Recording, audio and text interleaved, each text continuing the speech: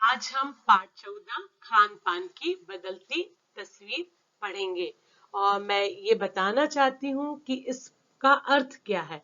खान पान का अर्थ है हमारे खाने पीने की बदलती हुई, जो आज के समय में हमारे खाने पीने के तरीकों में, खाने पीने की चीजों में जो बदलाव आया है, उस बात को बताता है ये पाठ।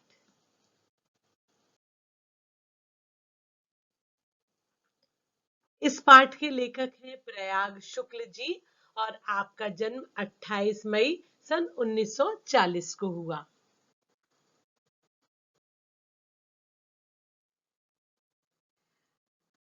पिछले 10 से 15 वर्षों में हमारे खान पान की संस्कृति में बहुत बड़ा बदलाव आया है। पहले इडली, डोसा, सांबर, रसम केवल दक्षिण भारत में ही मिलते थे, लेकिन अब ये हर शहर में उपलब्ध है। और तो उत्तर भारत की ढाबा जो संस्कृति है वो भी पूरे देश में फैल चुकी है। मतलब हम ये नहीं कह सकते कि जो एक स्थानीय चीजें हैं वो एक ही स्थान पर मिलती है, ऐसा नहीं है। सब जगह आजकल सब कुछ मिलने लगा है। अब आप कहीं भी हो, आपको दाल, रोटी, साग सब जगह मिल जाएंगे। फास्ट फूड जो तुरंत तैयार होने वाले भोजन है, वो उसका चलन तो आजकल खूब बढ़ गया है। फास्ट फूड में बर्गर, नूडल्स जैसी कई चीजें शामिल हैं, जो एक जमाने में कुछ ही लोगों तक सीमित होती थी ये चीजें, लेकिन अब ये किसी से अजनबी नहीं रह गई हैं। 2 मिनट नूडल्स भी बन जाते हैं आजकल, फटाफट तैयार होने वाले चीजें। गुजराती जो ढोकला है, गाठिया है, वो कुछ हिस्सों में स्वाद लेकर खाए जाते हैं। और बंगाली मिठाइयों की तो केवल रस भरी चर्चा ही नहीं होती, कई शहरों में पहले की तुलना में ये और अधिक उपलब्ध हो गए हैं। स्थानीय व्यंजनों के साथ ही अब अन्य प्रदेशों के व्यंजन, पकवान हर क्षेत्र में मिलने लगे। और मध्यम वर्गीय मतलब जो मिडिल क्लास के लोग हैं, उनके भोजन में तो अब विविधता आ गई है।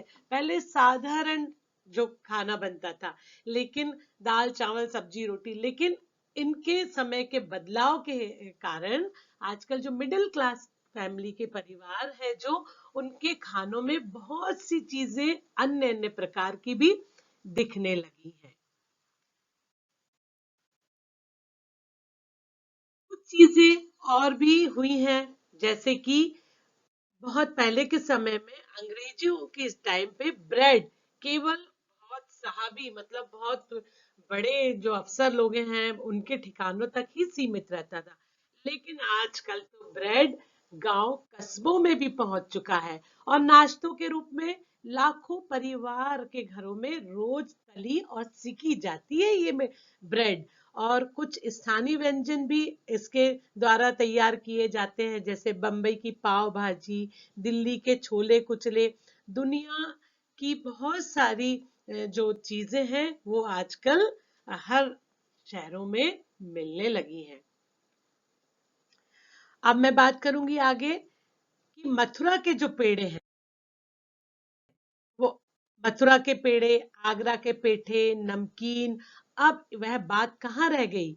यानी जो चीजें बची हुई हैं उनकी गुणवत्ता में फर्क पड़ा। गुणवत्ता मतलब बेटा उनकी क्वालिटी, जो उनकी क्वालिटी है उसमें बहुत फर्क पड़ गया। फिर मौसम और ऋतुओं के अनुसार खान फलों और खाद्यान्नों से जो व्यंजन और पकवान बना करते थे, उन्हें बनाने की फुर्सत अब किन लोगों के पास रह गई है। आजकल गृहिणियां जो हो गई हैं वो कामकाजी हो गई हैं, सारी महिलाएं ज्यादातर सर्विस करती हैं। और उनमें पहले के समय में वो खरबूजे के बीजे छीलती थी, उनको सुखाती थी, और उसके बाद जैसे कि गुजियों के अंदर वो सब मेवों खो के साथ वो सारी चीजें भरकर बनाई जाती थी। आजकल उन सब चीजों को तैयार करना सचमुच बहुत मुश्किल का काम हो गया है। और आगे हम देखेंगे कि हम क्या पाते हैं, स्थानीय व्यंजनों में बहुत कमी आ गई है बेटा। और दूसरी, वे देसी और विदेशी व्यंजन अपनाए जाने लगे हैं, जिन्हें बनाने और पकाने की सुविधा हो। मतलब जो बहुत कठिन जटिल प्रक्रियाओं से, जो बहुत मुश्किल प्रक्रियाओं से जो चीजें बनती हैं, वो कभी कभार व्यंजन पुस्तिकाओं जैसे रेसिपीज की बुक्स हम पढ़ते हैं कि बहुत अच्छी अच्छी रेसिपीज उस बुक में दी गई, उस बुक के द्वारा देखकर कभी कभार वो चीजें तैयार की जाती है। अब शहरी जीवन में जो भागम भाग है उसे देखते हुए स्थिति स्वाभाविक लगती है। फिर जो महंगाई ने जो इंसानों की कमर तोड़ रखी है, बहुत सोच में डूबना पड़ता है कि हम इतने सारे महंगे महंगे जो चीजें हैं, स्वाद बढ़ाने वाले जो चीजें हैं, स्वाद बढ़ाने वाले जो मेवे हैं, उनको लाकर बार बार बनाना करना, ये सारी चीजें अब सोच में डूबना पड़ता है, क्योंकि आजकल बहुत आसानी से सारी चीजें हमें अवेलेबल हो जाती हैं। और गृहिणियां भी कामकाजी हो गई हैं, जैसा कि मैंने पहले बताया था। तो इन व्यंजनों को तैयार करने के लिए थोड़ा विचार करना पड़ता है। और नई पीढ़ी तो देश विदेश के व्यंजनों को जानने का सुयोग मिल गया है। आजकल जो नेट की दुनिया आ गई है, उसमें क्या है बेटा, बहुत आसानी से सारे व्यंजन तैयार करने वाली जो पुस्तिका भी देख सकते हैं, और रेसिपी भी हम आराम से देख लेते हैं। और ये बहुत किस्मत वाले बच्चे हैं आजकल के जमाने में कि वो ये सारी रेसिपी देख के छट से ये चीजें तैयार कर लेते हैं। आगे मैं बताना चाहूंगी बेटा, आजादी के बाद उद्योग धंधे जो बिजनेस के में भी फर्क आया है, और जो फैक्ट्रीज लगती हैं उनमें भी बहुत इम्प्रूवमेंट हो गया है। नौकरियों में इधर उधर लोगों के तबादले मतलब ट्रांसफर होते रहते हैं। इनके कारण क्या हुआ है, बहुत बड़ा खाने पीने की चीजों में एक प्रदेश से दूसरे प्रदेश में जो चीजें पहुंची है, बहुत बड़े तरीके में पहुंच गई है। क्योंकि बड़े शहरों के मध्यम वर्गीय, आपने देखा है कि बड़े शहरों में जो मध्यम मिडिल क्लास के स्कूल हैं, जब बच्चे टिफिन खोलते हैं तो उस वक्त बड़े स्वादिष्ट व्यंजनों की खुशबू होती है। और यही कारण है कि एक प्रदेश से दूसरे प्रदेश में लोगों का ट्रांसफर होता है, और बड़ी बड़े उद्योग धंधे स्थापित हो रहे हैं। तो उनके कारण लोग भी इधर उधर हो रहे हैं, एक प्रदेश के से दूसरे प्रदेश के लोग। तो सब मिली जुली संस्कृति के कारण सारे खान पान की चीजों में भी बहुत बदलाव आ गया है। हम खाने पीने से एक दूसरे को जानते हैं, खान पान से भी एक दूसरे को जानने लगे हैं, और एक दूसरे की संस्कृति को भी जानने लगे हैं। इसमें एकता भी आ गई है। सब ये चीजों को जब हम जानने लगे तो एक दूसरे की संस्कृति को पहचानने के कारण हमें यूनिटी आ गई है, एकता बढ़ गई। सारी भाषा भी हम जानते हैं, लोगों की वेशभूषा, उनके पहनावे को भी हम जानने लगे। तो ये खान पान की चीजों से ही नहीं जुड़ी है, अन्य चीजों से भी हम इन लोगों की सारी चीजें जानने लगे हैं। और खास बात यह है कि इसमें जो हम लोगों की संस्कृति को जो जाने हैं, संस्कृति को जानने से हमें आपस में बहुत प्यार और मेल भी आ गया है।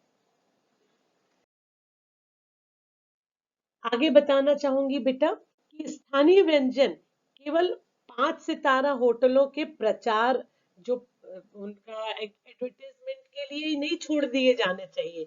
हम लोगों को जो 5 स्टार होटल में कभी कभार हम जाते हैं और वो चीजें खाते हैं, ऐसा करना हमारे लिए एक दुर्भाग्य की बात है। क्योंकि आपने देखा है जब घरों में ये ट्रेडिशनल चीजें बनाई जाती हैं, जैसे ढोकले बनते हैं, दाल बाटियां बनती है, तो हमारा पूरा का पूरा बड़ा परिवार जुड़ता है।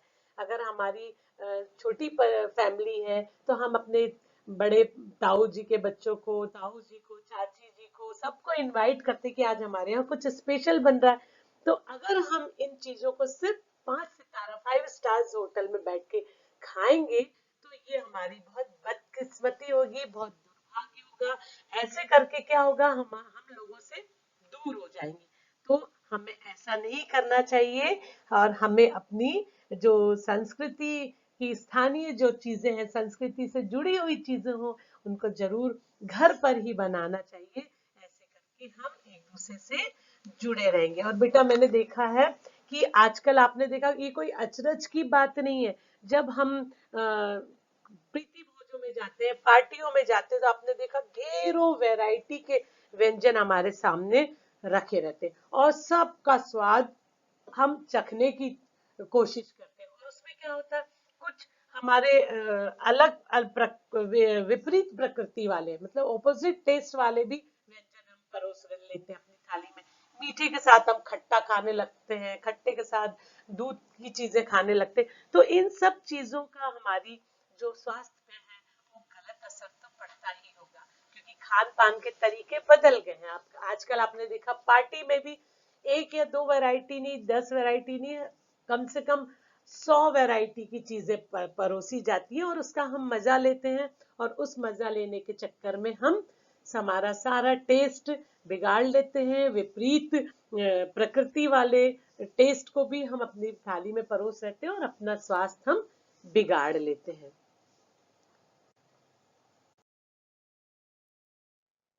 तो अंत में मैं यही बताना चाहूंगी बेटा कि खान पान की जो मिश्रित विविध संस्कृति बनी है, और मुझे यही लग रहा है, लेखक ने कहा है कि यही और अधिक विकसित होती रहेगी। मतलब जो हम लोग आज के माहौल में जो बदलाव देख रहे हैं, वो बदलाव ही आगे आता रहेगा और भी बुरा बदलाव आएगा। पता नहीं कैसा बदलाव आएगा, फास्ट फूड का, जंक फूड का।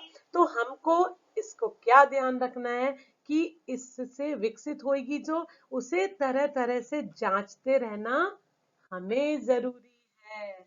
हमें ध्यान रखना है कि किन चीजों में हमें पौष्टिक आहार मिल रहा है, किन चीजों से हमको सारे विटामिन मिल रहे हैं, सारे पौष्टिक आहार हमको किन खान पान से मिल रहा है। ये चीज हमको खुद ध्यान रखना है और अपने आहार की हमको खुद व्यवस्था करना है, ताकि हमको सारी चीजें उन भोजन से मिलती रहे।